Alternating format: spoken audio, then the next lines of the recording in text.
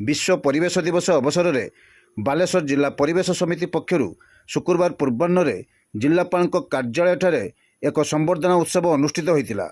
चलित वर्ष जिला स्तर में 10 जन प्रकृति बंधु एवं 5 जन प्रकृति मित्रों को संबर्धित कर अतिरिक्त जिलापाल तपन कुमार खुंटिया सभापतित्व में आयोजित सभार जिला परिवेश समितिर संपादक तथा वन संरक्षक कार्य योजना अधिकारी तपन कुमार परिडा परिचालन में यह कार्यक्रम अनुष्ठित कर सभार उद्यान विभाग उपनिर्देशक प्रदीप कुमार भल, प्रकल्प निर्देशक जल विभाजिका रश्मि रंजन पात्र, जिला जख्मा अधिकारी डॉक्टर मनोज कुमार साहू, अतिरिक्त कृषि अधिकारी शुभात्मा भूया एवं बेसरकारी संगठन संपादक जीवन कुमार मल्लिक प्रमुख जोगदे सभा कार्य को आगक नहीं। सरकार तरफ पुरस्कार पाई विवेचित होइतिबा 5 जन प्रकृति मित्र एवं 10 जन प्रकृति बंधु को अतिरिक्त जिलापाल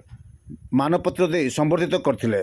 यह सहित प्रत्येक प्रकृति बंधु को 10,000 एवं प्रकृति मित्रों को 20,000 टंका अर्थराशि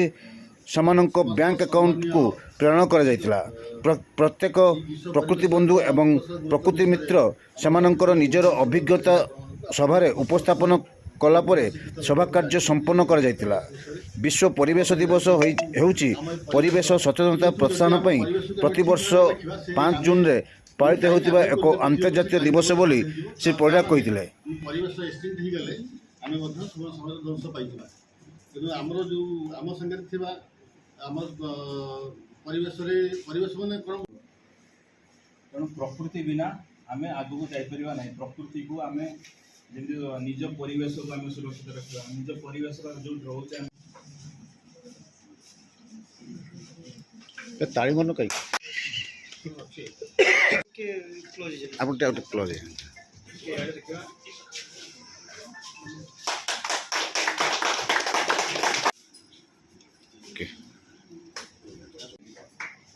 धरन धरन हाथ पर